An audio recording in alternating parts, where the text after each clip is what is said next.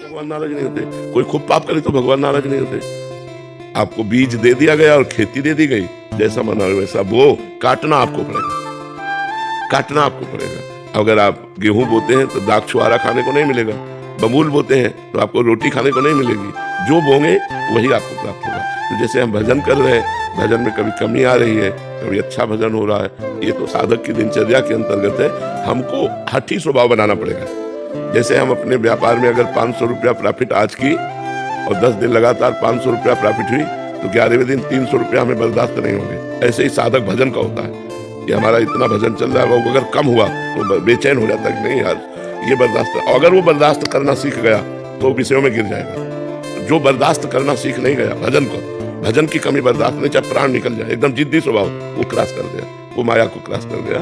वैसे तो साधक अवस्था में कभी मन नियम को नहीं तोड़ना। हमारी बात समझना, अगर सही मार्ग में चलना चाहते हो तो मानो हमने 2 घंटे का नियम लिया या 11 माला का नियम लिया। अब मन लगे ना लगे मुझे 11 माला तक पहुंचना है। कभी मन लगता है, कभी नहीं लगता है, ये मायाकृत है।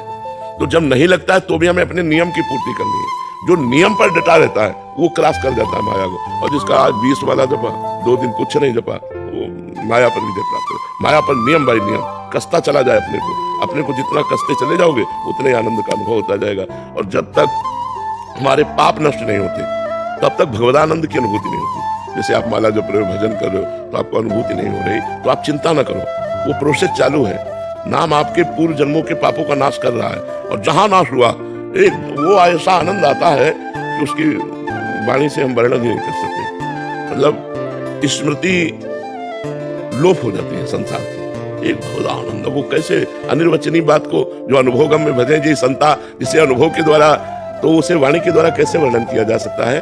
बकाया नियम पूर्वक चलने वाला ही माया पर विजय प्राप्त करता है। ध्यान रख लेना, आज 11 माला जपा, कल 5 माला जपा, परसों 2 माला जपा, 4 दिन नहीं जपा, ये महत्वपूर्ण नहीं। 11 तो 11, अगर सुबह नहीं जप पाए तो दोपहर के नहीं जप पाए तो शाम के 24 घंटे में अगर 11